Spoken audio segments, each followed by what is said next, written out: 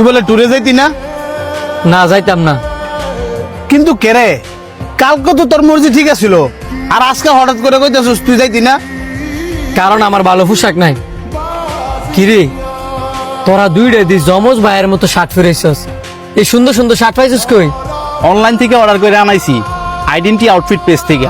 একটার দামে দুইটা পাইছি, এই কারণে আমরা দুই বন্ধু লয়ে লইছি। আর আমরা জানি তোমার কাছে যে টিয়া নাই, এই কারণে তোমার লাগে লইছি। শার্টগুলো কিন্তু অনেক সুন্দর, কিন্তু একটার দামে দুইটা মানে?